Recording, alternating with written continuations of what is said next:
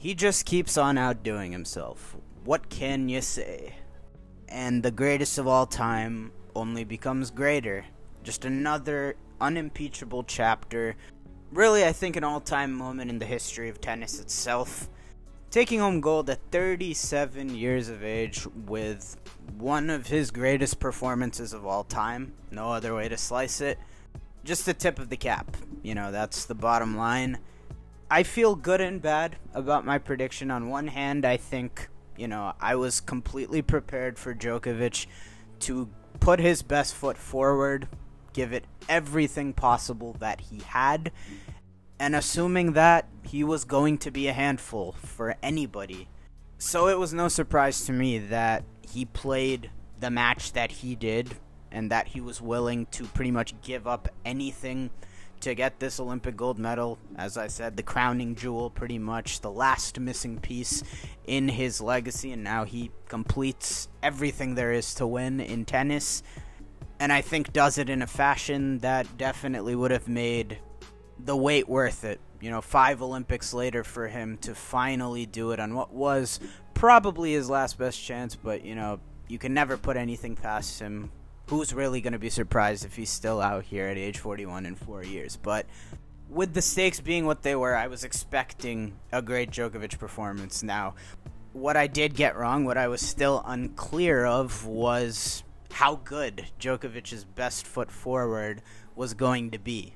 It had been a while. If you think about it, it had really been since the brilliant semis and finals he put together in Turin last year.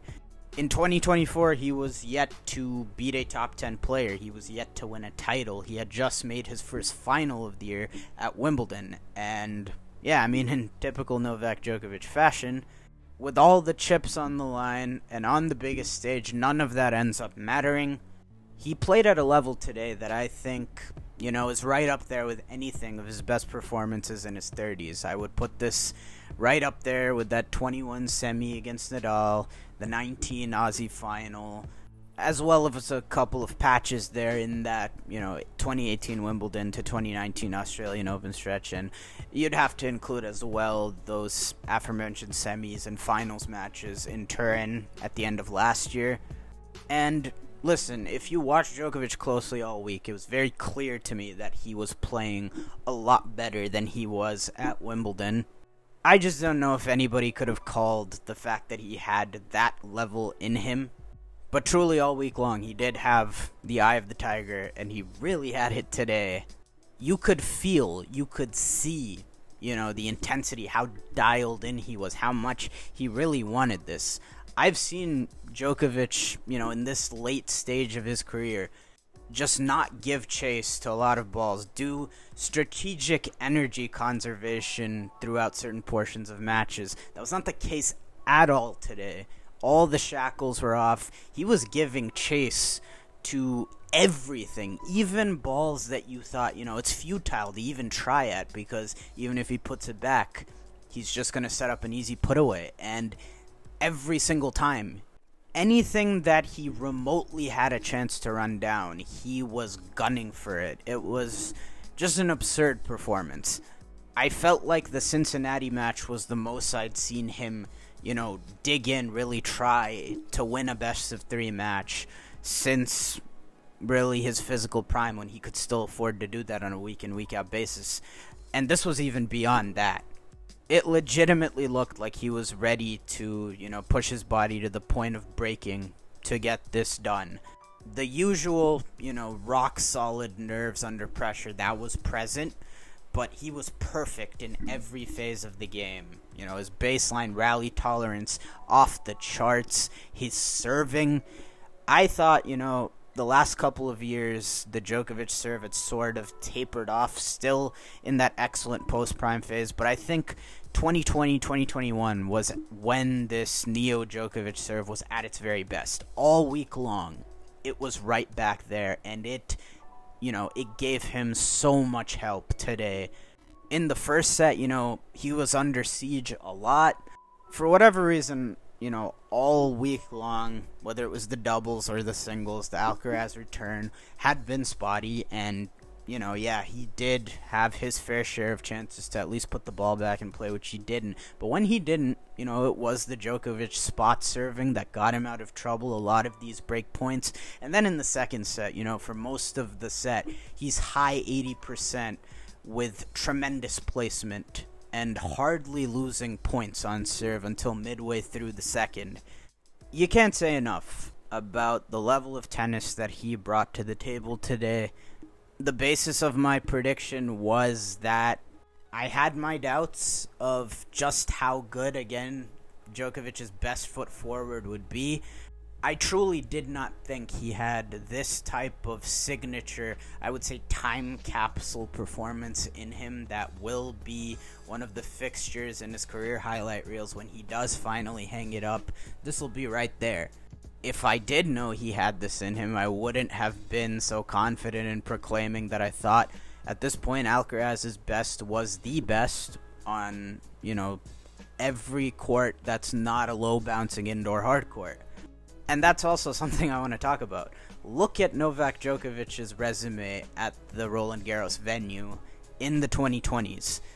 I sort of, alluded to it in my preview that I have long thought throughout, his prime years even, that Djokovic is at least as good on clay as he is on grass. He just happened to be the biggest victim to the Nadal empire. Otherwise, without exaggeration, Novak Djokovic would have, 8, 9, at least 7 Roland Garros titles, the same he does at Wimbledon, if not better. And he deserves full credit. It's ridiculous to think about the fact that he has now outlasted the Nadal Roland Garros empire. I mean, the only person that he has lost to in the 2020s at Roland Garros is Rafa twice. Other than that, he's beaten a still good enough Nadal that we can say he wasn't losing to anybody else in 2021.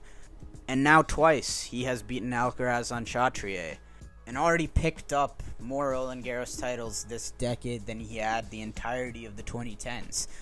That's the mark of a guy that, I told you since he won the French last year. In my eyes, he's a top 3 clay court player of all time. Now we can say what we want, didn't beat Nadal here, didn't beat a good Nadal there. His title count there, and now, a lot of his crowning signature moments occurring on Chatrier is perfectly appropriate. You look at the Nole Slam in 16 that established him as a GOAT contender. You look at 21 where he became the first guy to win the double career slam. 23 where he became the outright leader in slams on the men's side, as well as the triple career Grand Slam. And now winning this Olympic gold medal in truly epic, emphatic fashion. It's all fitting. That is how good he is on clay. And I know that I said heading into this match, I didn't think clay would sway it all that much because both these guys are excellent on clay. After today, truthfully, I'm starting to feel that Djokovic would prefer this match on clay than grass. For one, I know tennis audiences have trouble wrapping their minds around the fact that a Spaniard's best surface might not be clay, but in Alcaraz's, I truly do think it is grass right now. And as for Djokovic, in the context of this matchup at least, he has more time, track more balls down. And secondly, Novak is better than most guys off both wings at flattening out the loopy chest-high balls that tend to give most guys fits on this surface. But that being said, listen, Carlos Alcaraz also brought a tremendous level to this final. The only critique would be, his play under pressure and on return. But as he always does, that kid's a warrior. He, as, poorly as he might have been at certain points, with the chance to lead, particularly in the first set, he was equally great when he was up against it. You could argue the first set, he was the one with more chances and more looks that he could have gotten out to an early lead. But even then, you had, a love 40 that he saved early on. He was also super courageous in, staving off a set point late in the first. And then, he was very frustrated in the early part of the second set after disappointment of losing the first. But he did a spectacular job of staving off a Djokovic who at that point really played a flawless second set. Multiple 40 loves that he reined back into deuce, that under that type of pressure, pretty much everybody else on tour is getting broken at some point, and Carlos Alcaraz still stayed the course. This is still a tremendous Olympics for him, his first time. Obviously, he will have plenty more chances to win gold, and I really do think between, playing the doubles, huge moment for tennis all around with Nadal Alcaraz, and then probably more importantly in his development as a player, every time he gets to step out against Novak Djokovic in these high-stakes matches, win or lose, it's a huge edge to have. It's a huge learning experience, and we've seen how, on-the-fly adaptable Alcaraz is, what a quick learner he is. I don't think this is something that'll deject him. I think he'll be better for this. He's a beast. He's still the man to beat, I think, going into the US Open. But evidently, the greatest of all time still has some lessons to be dished out. It is really interesting to see, Novak through the golden era of men's tennis with, the big three all overlapping somewhere around their best, like 08, 07 through 16. Considering he has done, the hard work, such admirable work, where he's taken such good care of his body to the point where he is available this late in his career. His body is still allowing him to be able to draw on that experience where, like a video game with 2K, it's like he played the game on Hall of Fame for so long as far as difficulty. And now he still has the body at his disposal while you can't really show him anything he hasn't seen before at this point. It's remarkable, and we talk so much about, his clutchness, how mentally tough he is, what a monster he is in the mental department, and he absolutely is. He showed it again. For one, fending off all those break points that Alcaraz could have extended a lead in the first set with. And then both breakers doing, the clinical work we have become accustomed to him doing in his 30s. Tie-breakovic, 2 really clean as a whistle tie-breaks. But I don't want that to overshadow just how well he played. Second set, as I mentioned before, pretty much a flawless set of tennis. After such a lengthy physical first set where both guys had their chances, Novak really pushed his foot on the gas. He really sensed the moment, never gave Carlos the opening he was looking for. And that tiebreaker, just a couple of sensational running forehands. We talk about his lockdown mode, that's not really what it was. In this case, Djokovic smelled blood, just tattooed his forehand throughout that tiebreaker. Pretty fitting that he finished the match with one as well, just ripping an inside-in forehand. Again, a tip of the cap, nothing to be said. All-time great victory. And it pretty much salvages the entirety of what has been a disappointing down year for Djokovic. I mean, what a spot to get your first top 10 win of the season. But today is just another reason why you do not count out players like him. He's one of one, really just because of the enormous stan in me. I've always hesitated in giving him the greatest athlete of all time title. But to be honest, I'm there now after today. He has won everything there is to win in a setting that is unique to just men's tennis in the sense that, there was that overlap of the 3 greatest players of all time playing at the same time. And I know Big 3 fan wars will persist forever. For the most part, they are stupid. At some point when the dust settles, all of us will realize that they elevated each other's legacies. They prop up each other's legacies. And the fact that, Djokovic's resume, having done what he has, done it all, combined with the fact that relative to other sports, he has the peak, he has the longevity, and he plays in a sport where the onus is on the individual.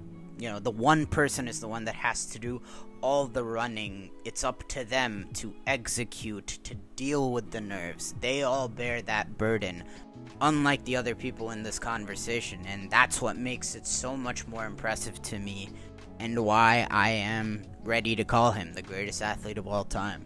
Unbelievable win. Very well deserved gold medal for Novak Djokovic. As sweet as any moment, I'm sure, for him and his fans to watch Novak Djokovic complete tennis in such spectacular manner. But that'll do it for this video. I really had a lot of fun with tennis at the Olympics this year in Paris. There's still a couple more things I want to touch on regarding this event in the next week, so look out for that before we move on to my favorite stretch of the tennis calendar, the North American hardcourt summer. But if you made it this far, thank you so much for watching. I hope that you enjoyed, and of course, I will see y'all in the next one.